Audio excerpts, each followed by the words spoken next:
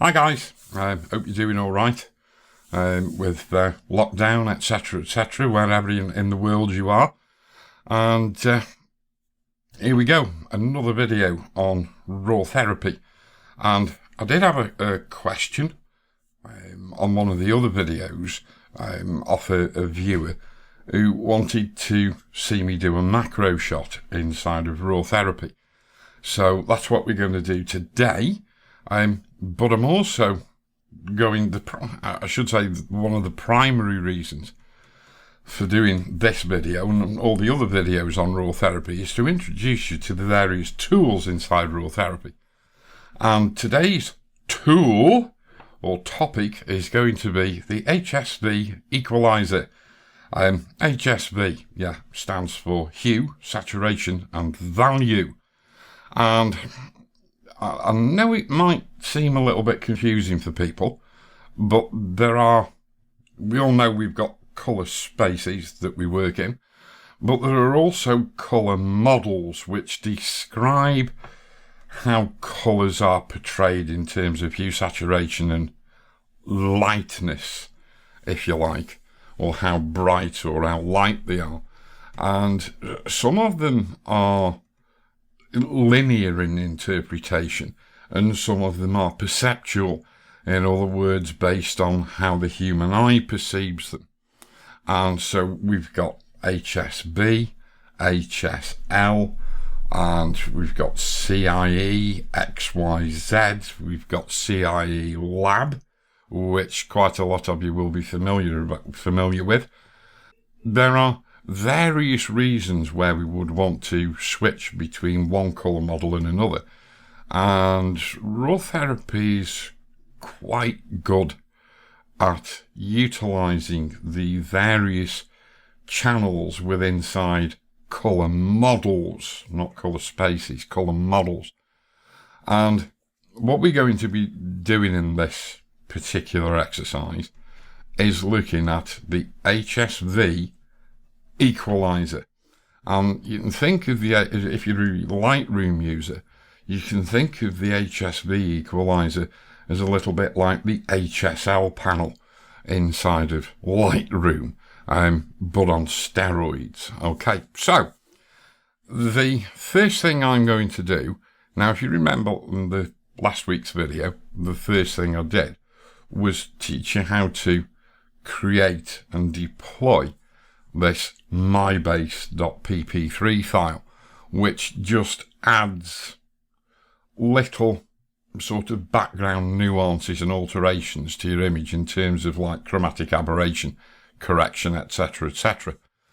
So they are adjustments contained within a processing profile that really and truly have no noticeable effect or change to your image.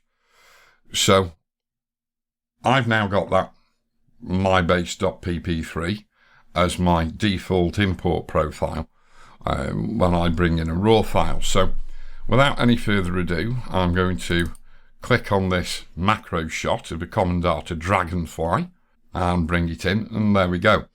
And it has now got that mybase.pp3 profile applied to it, and the quickest way to check that is to come over to the colour and come down to colour management, and there it says Pro Photo.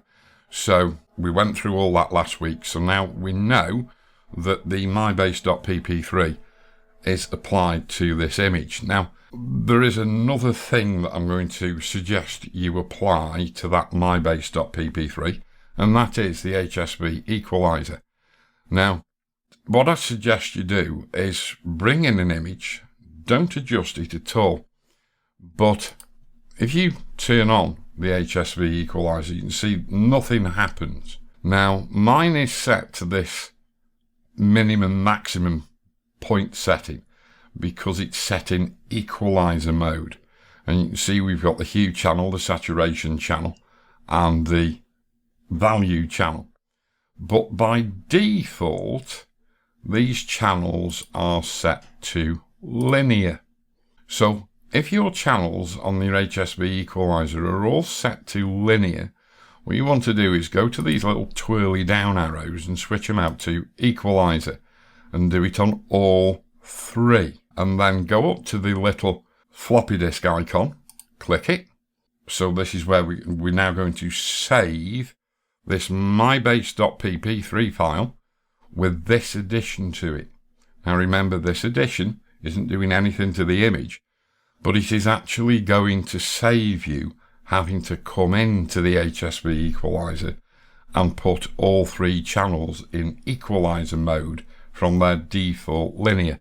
So all we're going to do is save it out as mybase.pp3, click save, click yes to overwrite, and there we go. So let's get on and process this image. First thing I'm going to do is obviously rotate it through 90 degrees counterclockwise, and then we'll come to a fit to screen view, and then we'll take it up to a 1-to-1 view, rather like that.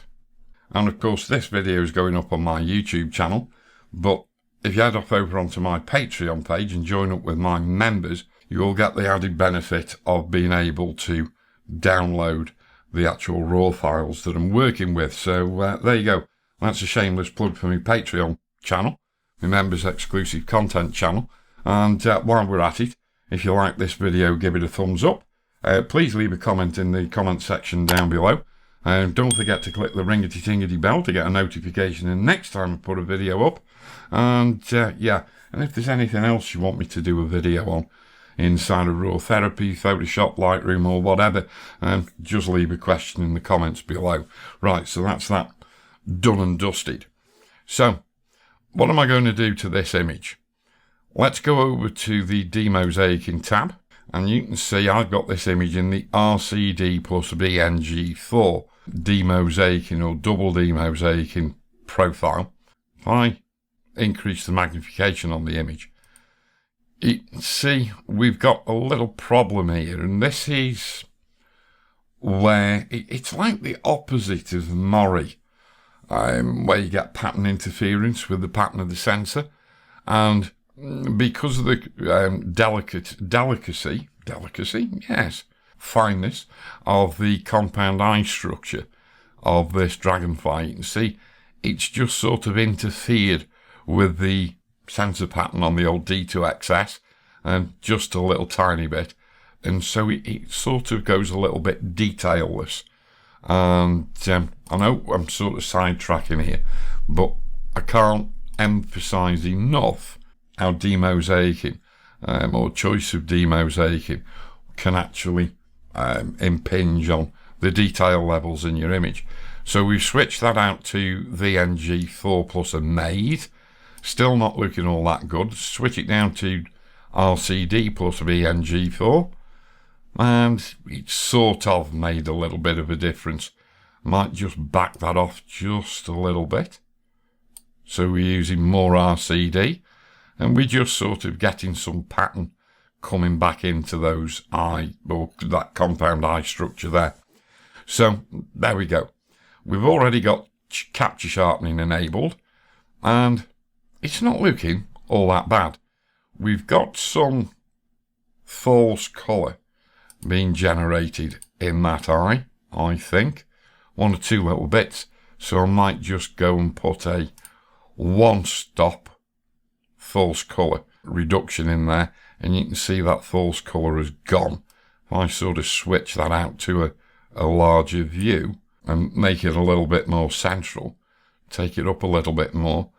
If I take that false colour suppression step off, now you can just about make out, I hope you can, with video compression, you can just make out some weird coloration in there. But of course, if I just add 1 stop of false colour suppression, that colour weirdness disappears to a greater degree, which is a good thing. So, now then, we need to get down to the nitty gritty. I'm not really all that disappointed with the way this raw file's coming out. I might just nip over into the exposure tab and just come in and grab a parametric tone curve. No, I won't. Why I keep grabbing that, I do not know. I'll grab a control cage alteration or a control cage curve. I'll just leave it in the standard mode for a moment, and I just want to lift up ever so slightly, just above the midpoint, just to make that image just that little bit brighter. If we go into the image at a larger view and contemplate that background just in there, there's no noise to speak of in that background. So that little tiny adjustment has gone a great way to just lightening that image up just a little bit. However, it looks a bit flat and it looks a bit undersaturated. Now, a lot of you might be tempted to go and lift up the value of this saturation slider here. And yeah, you can do that. It's not really subtle enough, or as subtle as it can be, or as effective as it can be, because it's a global adjustment. So what we're going to do is just click that little twirly arrow there and send the slider back to its default position of 0. And we're now going to come to the nitty gritty of the HSV Equalizer. So we've got 3 potential adjustments here. We've got hue, we've got saturation, and we've got value, which, as I said before, you can think of as lightness. So if we stay in the lightness panel of the HSV Equalizer, if we lift up the yellows, this is what you call a flat curve. Alrighty, a flat curve. And you can see we've got control of red, yellow, green, cyan, blue, purple, magenta. Because if I lift up the value of red, you can see that red keeps moving from the right to the left and back again as I drag horizontally. And you can see that the curve matches up on both sides. So what we've done is we've lifted the brightness of the reds. Let's turn that off. So we're going to lift up the lightness of red and of yellow. So that's lifted up the lightness of the oranges. But because I've lifted up the lightness of yellow, I've also lifted up the lightness of green. So what I'm going to do is just drop the greens just a little bit, like that. And if I turn the HSV Equalizer off, there's our image as it was before. Here it is with the HSV Equalizer turned on. And so we've gone from a flat curve to a very customized curve. When we lighten an image, because we're trying to add some sort of form and function, we have a tendency to lighten and to increase the saturation thereof as well, because that's what draws your attention to the colours that you're lightening.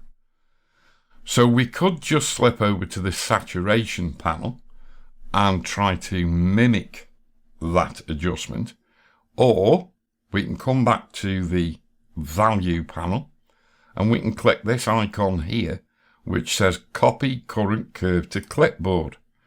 So if we just click that little icon there and then come over to saturation and then come down here and paste that curve, there you go. Yeah, how cool is that? So if we come out to a fit to screen view, rather like that. So let's turn the HSV Equalizer off and turn it back on again. And you can see we've made a subtle but very noticeable change to the image. This is a bit of a faulty image because I've got this bright yellow flower behind the dragonfly's abdomen, and it's very, very out of focus because of the way I set my macro shots up to get this super smooth background, but it's a little bit of a problem. So maybe we might want to just drop the saturation of yellows again and lift the saturation of greens and green yellows, because I can always pull the green this way to make it more yellow, if you know what I mean. So I think with that image, all I would actually do now is to come over and just add a bit of a vignette to it. And I think that image looks really good. And maybe I want to do a little bit of dodging and burning on it in Photoshop. So I could just very simply scoot it over to Photoshop like that. Okay, so let's come over to the file browser And let's go and get another image. Let's go and get this brown hawker dragonfly. So we'll double click. And there he is. And of course he's coming with the mybase.pp3 profile. But remember, we've modified that mybase.pp3 file now. So it actually contains a turned on or active HSV Equalizer that contains no adjustments. So it makes no change to the image, but it's already active, and all three channels, H, S and V, are all in equalizer mode as opposed to the default linear mode. Alrighty. Very simply, again, rotate through 90 degrees. And this one's a bit of an oddball image, really, because the dragonfly is actually hanging from the underside of a flag Irish seed pod. And the flag Irish seed pod is so highly glossy. And of course, I like doing macro under ambient light and very flat light on an overcast day. So that makes the sky go relatively white. So that's why we've got this very hot region on this image, just over the top of this flag Irish seed pod. So not one of the world's best images. But again, we need to make some changes to the image. And so I will just grab a control cage point curve like that. And of course, what it's done, it's adopted the point curve of the one I used on the previous image. So I might just re-zero that, and then I'll lift up the darks a little bit, maybe a little bit more, a bit like that.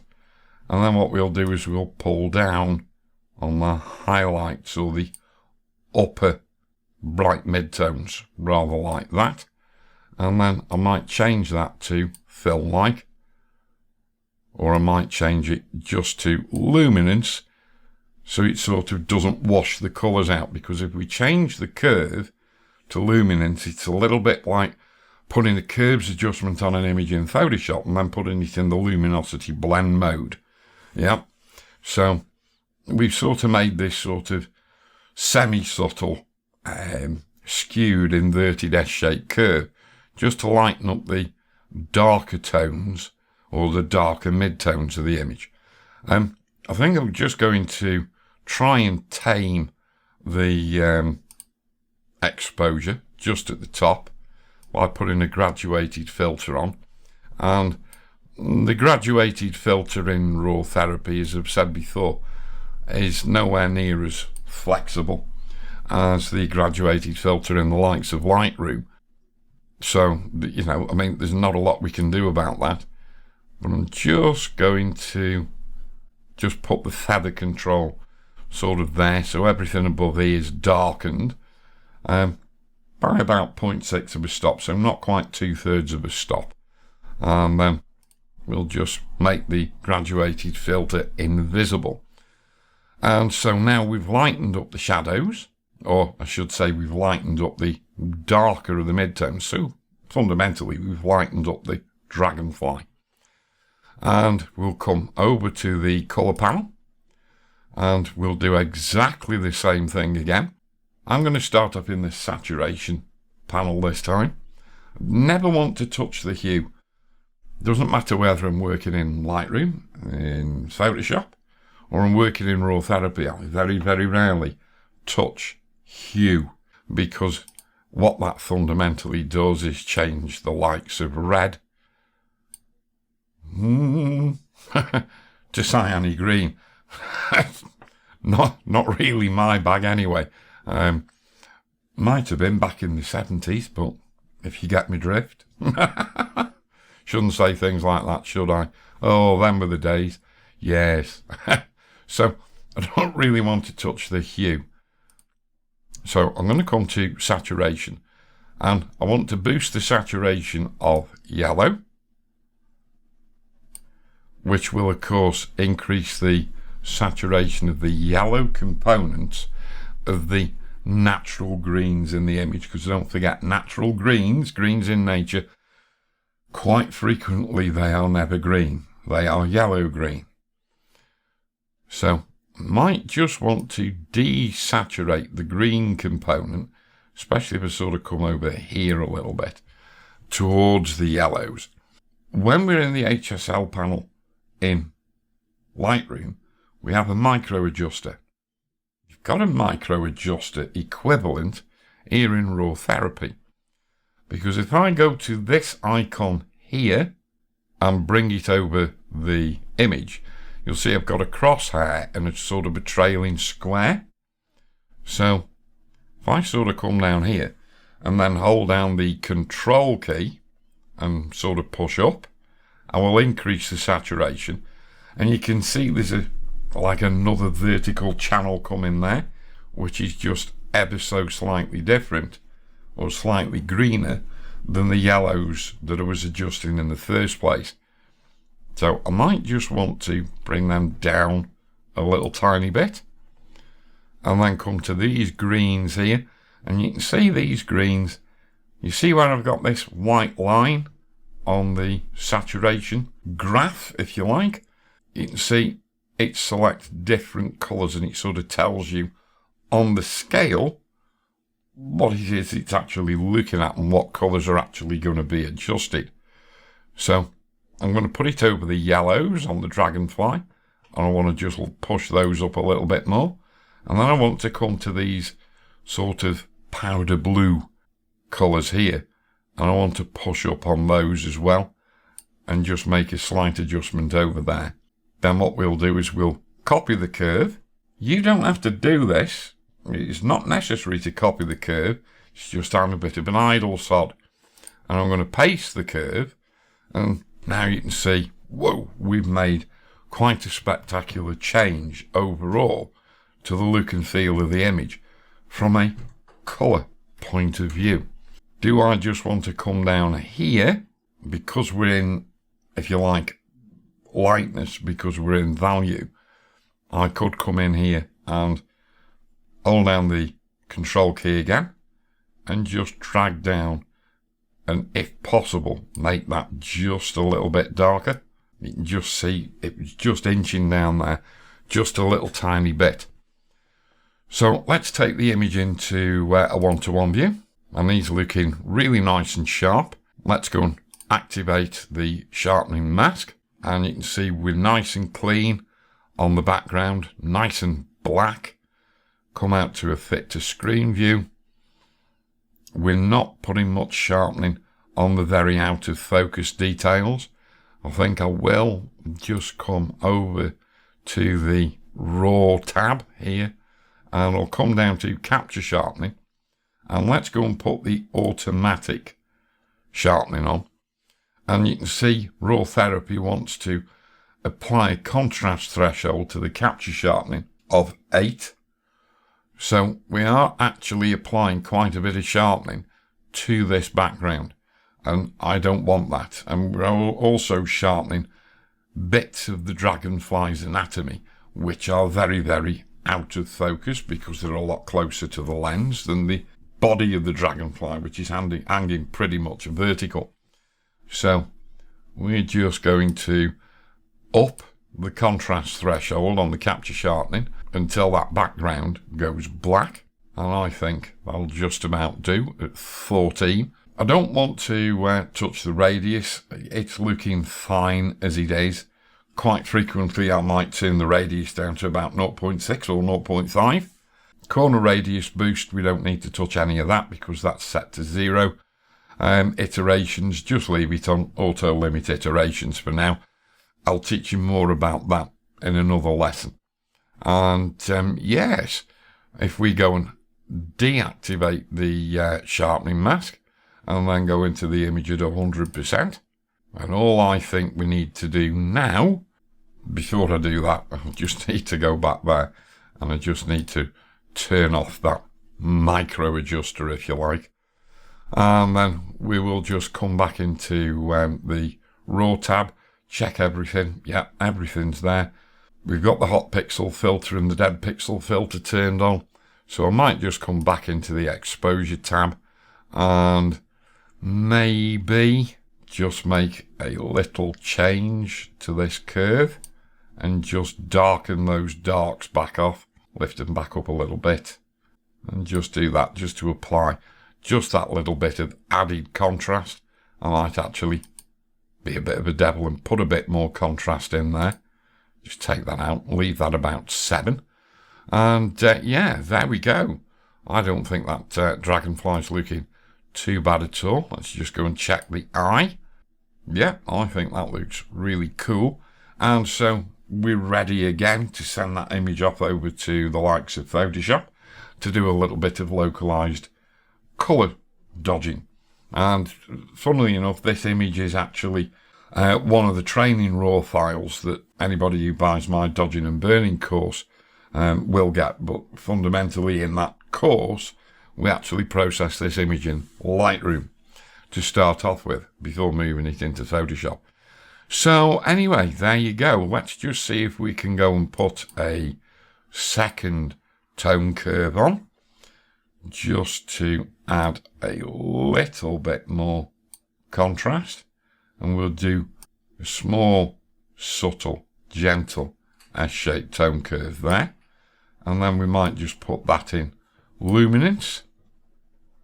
Yeah.